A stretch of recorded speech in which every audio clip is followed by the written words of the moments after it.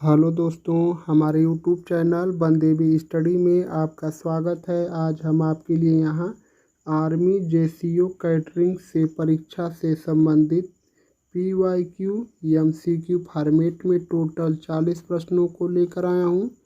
और मैं माफ़ी चाहता हूँ दोस्तों, यह जो 40 प्रश्न है मैं इसलिए लेकर आया हूँ क्योंकि मेरी तबीयत इस समय बहुत ही ख़राब चल रही है 3-4 दिनों से।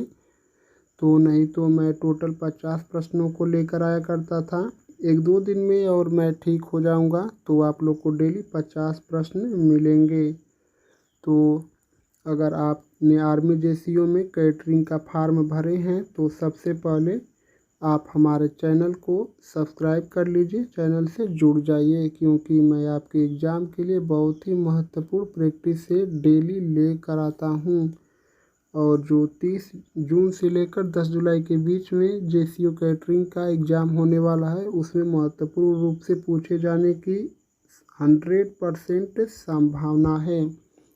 तो हमारे इस चैनल पर आप पहली बार आए हैं तो सब्सक्राइब कर लीजिए हमारे चैनल को, और इस प्रैक्टिस सेट में लास्ट तक ज़रूर बने रहिए। लास्ट तक बने रहेंगे तब आपको मतलब आपकी जो पढ़ाई है वह अच्छी हो पाएगी। तो चलिए शुरू करते हैं। हमारा प्रश्न संख्या 1 है, बेकिंग का अर्थ क्या है? तो बेकिंग है, इसका अर्थ क्या है? तो बेकिंग का अर्थ हमारा जो ड्राई हीट है, यानी कि ओवन में पकाना होता है। तो इस जो प्रश्न का उत्तर है वह हमारा ऑप्शन सी होगा, ओवन में पकाना। मैं इस प्रैक्टिस सेट में केवल आपको क्वेश्चन पढ़ूंगा और आंसर का ट्रिक कर दूंगा। अगर दोस्त आपको लगेगा कि मैं क्वेश्चन का आंसर जल्दी ट्रिक कर रहा हूं, तो आप हमारे वीडियो को क्लोज करके या हमारे यूट्यूब चैनल बंदेवी स्टडी पर जाकर फिर से देख भी सकते हैं, इसमें कोई बात नहीं है। हमारा प्रश्न संख्या 2 है, एक अच्छे खान पान अधिकारी का मुख्य गुण क्या होना चाहिए? जो एक अच्छे खान पान अधिकारी होते हैं उनका मुख्य गुण क्या होना चाहिए? तो उनका जो मुख्य गुण है वह नेतृत्व क्षमता, यानी कि वो कैसे बातचीत करते हैं, मतलब नॉर्मल से रहते हैं। इस प्रश्न का जो उत्तर है वह हमारा ऑप्शन सी होगा, नेतृत्व क्षमता। प्रश्न संख्या 3, भारतीय थल सेना में जो जेसीओ है इसका फुल फॉर्म क्या होता है? जो जेसीओ कैटरिंग का आप लोग फॉर्म भरे हैं, इसका फुल फॉर्म क्या होता है? तो जेसीओ का हमारा जो फुल फॉर्म होता है वह यह नहीं होगा, जूनियर कमीशन्ड ऑफिसर। इस जो प्रश्न का उत्तर होगा वह हमारा ऑप्शन सी होगा, जूनियर कमीशन्ड ऑफिसर जेसीओ का फुल फॉर्म होता है। प्रश्न संख्या 4, स्ट्यू किस प्रकार का व्यंजन है? यह जो स्ट्यू है यह किस प्रकार का व्यंजन है?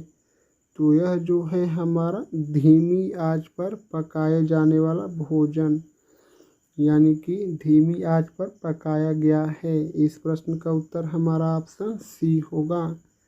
प्रश्न संख्या 5, नॉन वेज डिश में कौन शामिल नहीं है? जो नॉन वेज डिश होता है उसमें कौन शामिल नहीं है? तो पहला ऑप्शन है हमारा चिकन, बी है अंडा, सी मटन।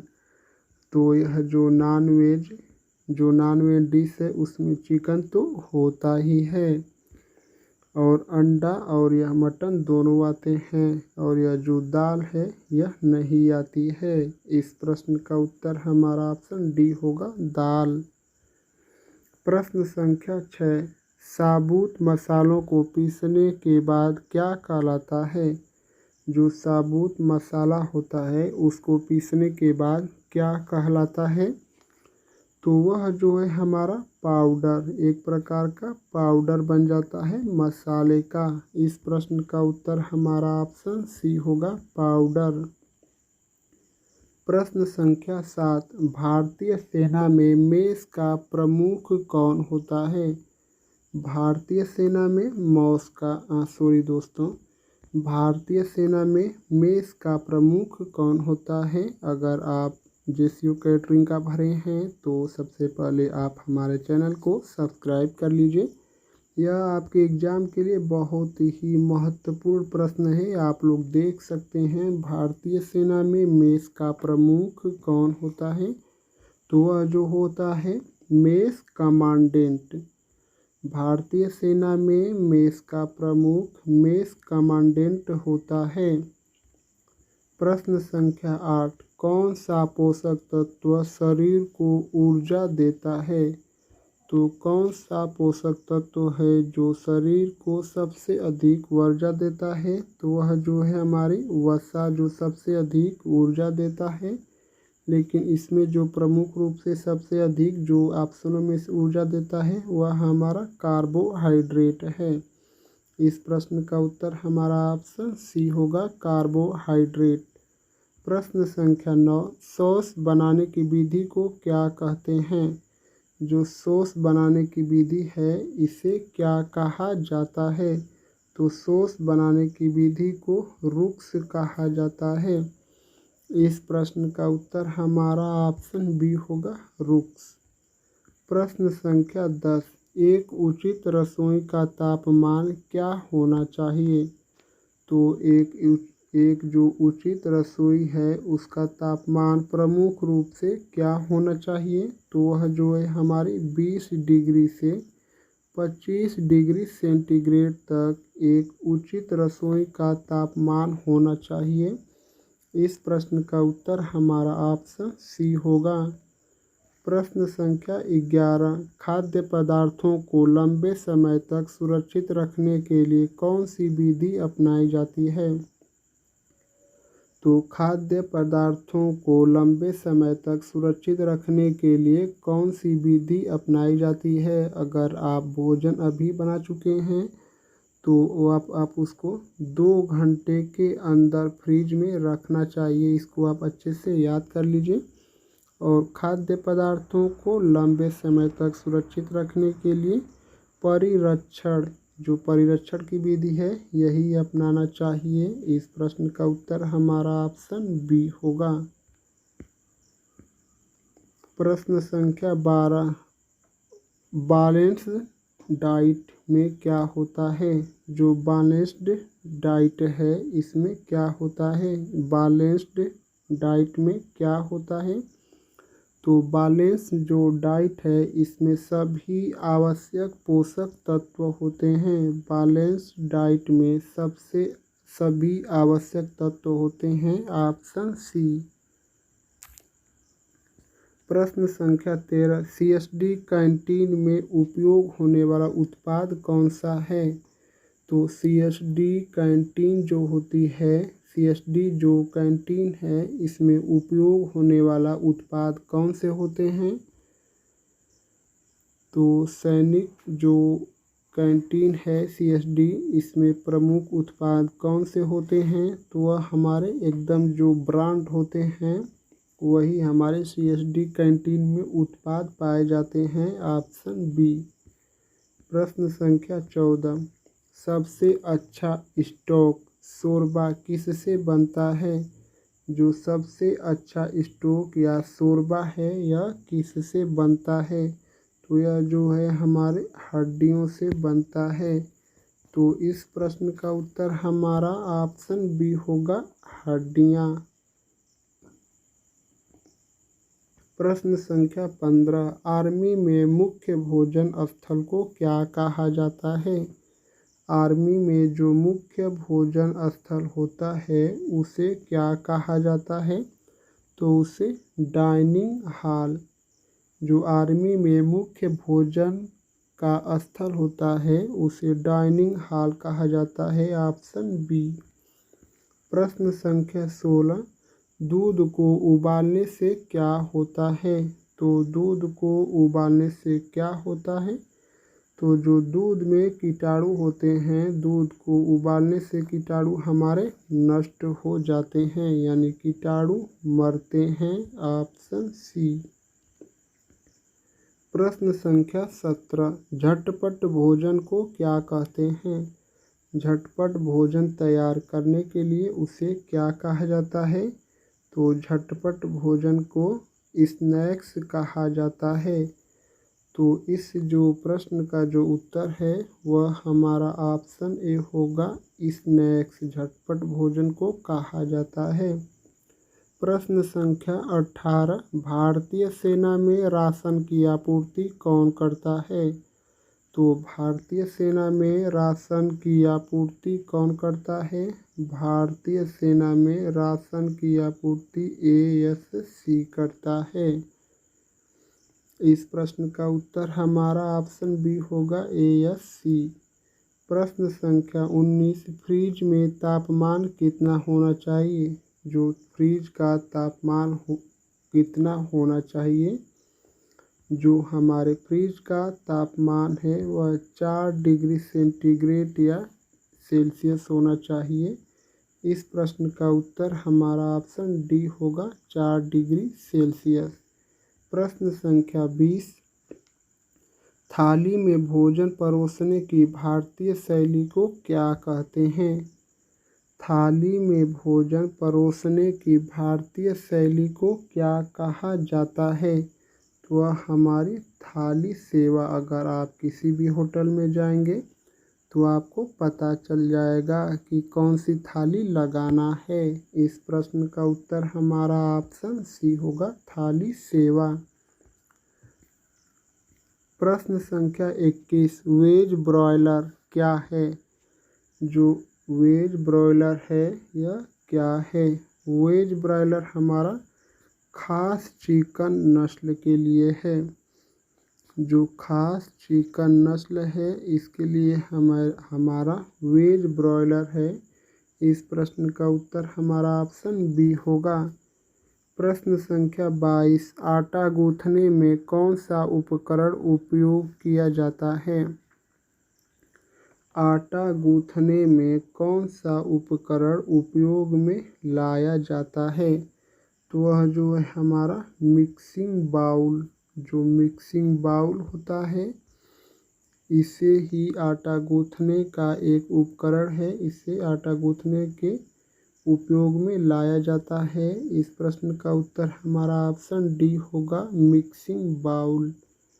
प्रश्न संख्या 23, सबसे अच्छा सैनिटाइजेशन एजेंट क्या है? सबसे अच्छा सैनिटाइजेशन एजेंट कौन सा है? तो वह है हमारा ब्लीच। सबसे अच्छा सैनिटाइजेशन जो एजेंट है वह है हमारा ब्लीच। इस प्रश्न का उत्तर हमारा ऑप्शन सी होगा, ब्लीच। प्रश्न संख्या 24, खाना परोसते समय हाथ कैसे होने चाहिए? सॉरी दोस्तों, खाना परोसते समय हाथ कैसे होने चाहिए? तो खाना जो परोसते हैं मतलब उस समय अपना हाथ धुले हुए या साफ सुथरे से होना चाहिए। इस प्रश्न का उत्तर हमारा ऑप्शन बी होगा, धुले हुए। प्रश्न संख्या 25, सबसे आम भारतीय मिठाई कौन सी है? तो आप लोग सोच रहे होंगे कि सबसे आम भारतीय मिठाई पिज्ज़ा होगा, नहीं तो समोसा होगा। नहीं दोस्तों, यह दोनों ही गलत है। सबसे आम भारतीय मिठाई है वह हमारी गुलाब जामुन है। और भारत की जो राष्ट्रीय मिठाई है वह कौन सी है? भारत की राष्ट्रीय मिठाई जलेबी। भारत की राष्ट्रीय मिठाई जलेबी है। इस प्रश्न का उत्तर हमारा ऑप्शन बी होगा, गुलाब जामुन सबसे आम भारतीय मिठाई है। प्रश्न संख्या 26, ताज़ी सब्जियों की पहचान कैसे होती है? ताज़ी सब्जियों की पहचान कैसे होती है?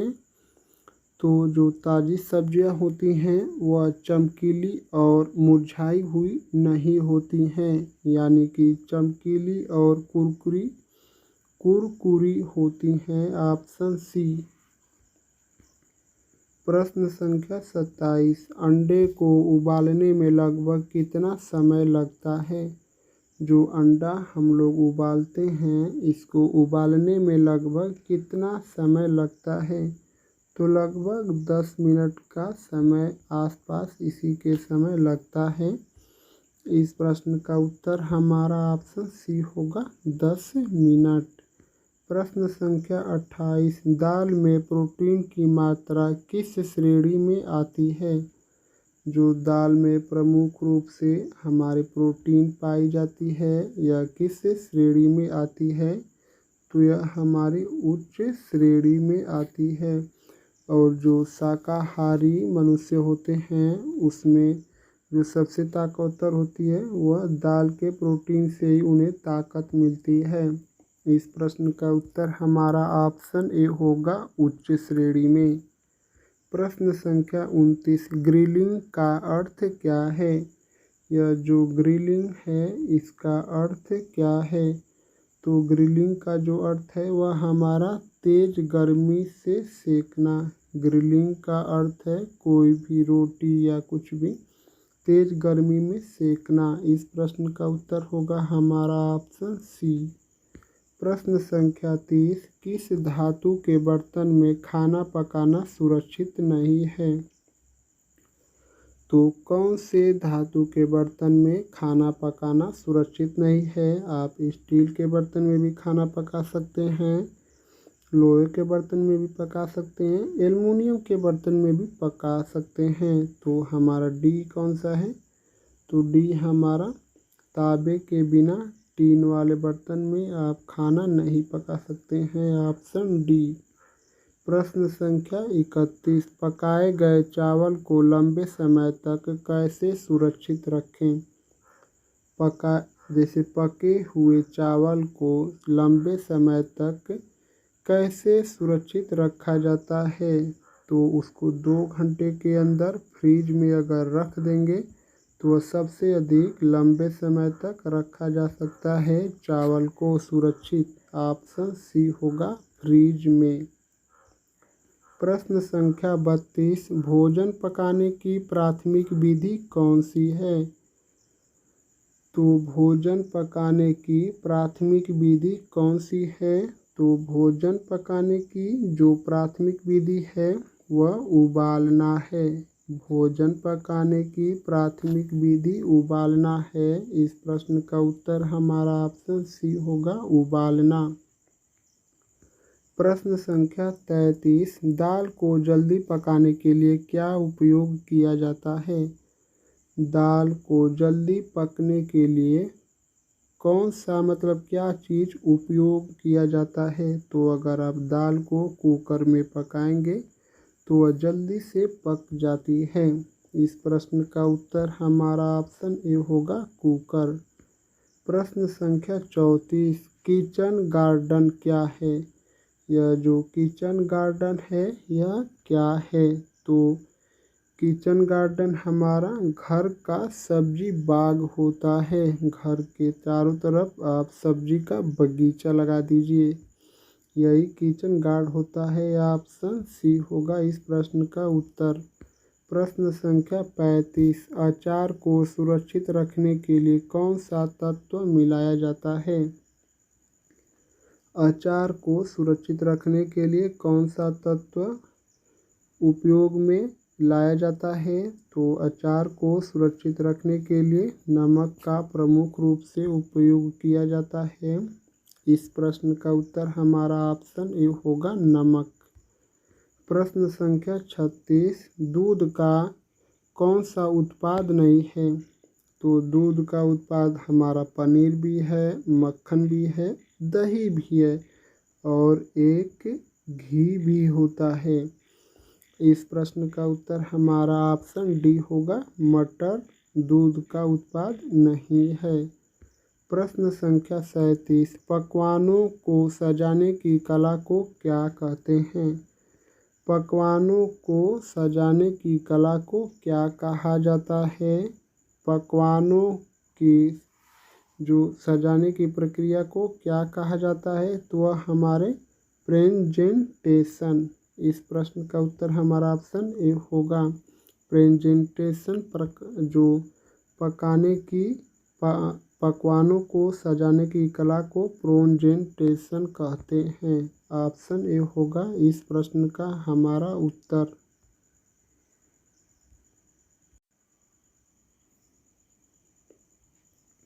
प्रश्न संख्या 38। भारतीय मसालों में रंग देने वाला प्रमुख तत्व कौन सा है? जो भारतीय मसाला है उसमें प्रमुख रंग देने के लिए कौन सा प्रमुख तत्व जिम्मेदार है? तो वह है हमारी हल्दी। अगर आप हल्दी को डाल देंगे तो भारतीय मसाला का जो रंग है वह पीला कलर का हो जाएगा। इस प्रश्न का उत्तर हमारा ऑप्शन बी होगा, हल्दी। प्रश्न संख्या 39। मेस में खाद्य अवशिष्ट प्रबंधन क्यों जरूरी है? मेस जो होता है उसमें खाद्य अपशिष्ट प्रबंधन क्यों जरूरी है? तो वह जो है हमारे साफ सफाई रखने के लिए, यानी कि स्वच्छता बनाए रखने के लिए। इस प्रश्न का उत्तर हमारा ऑप्शन सी होगा, स्वच्छता बनाए रखने के लिए। प्रश्न संख्या 40 है और यह हमारा आज के प्रैक्टिस सेट का लास्ट क्वेश्चन है। RDA का मतलब क्या होता है? तो RDA का मतलब हमारा क्या होता है? तो इस जो प्रश्न का उत्तर है मैं आप लोगों के लिए छोड़ रहा हूँ। देखते हैं कितने लोग इस प्रश्न का उत्तर कमेंट करके बता पाते हैं। तो आप लोग इस प्रश्न का उत्तर कमेंट करके ज़रूर बताइए। अगर आप हमारे चैनल पर पहली बार आए हैं तो सबसे पहले आप हमारे चैनल को सब्सक्राइब कर लीजिए। वीडियो अच्छी लगी है तो लाइक करना मत भूलना दोस्तों। आप यह भी कमेंट करके बताइए कि इन सभी 40 प्रश्नों में से आपको कितने प्रश्नों का जवाब सही पता था। और आप और प्रैक्टिस सेट चाहते हैं तो हमको कमेंट कर दीजिए। मैं आपके लिए डेली एक practice set army JCO catering का लेकर आऊँगा। आप लोग का बहुत बहुत धन्यवाद दोस्तों।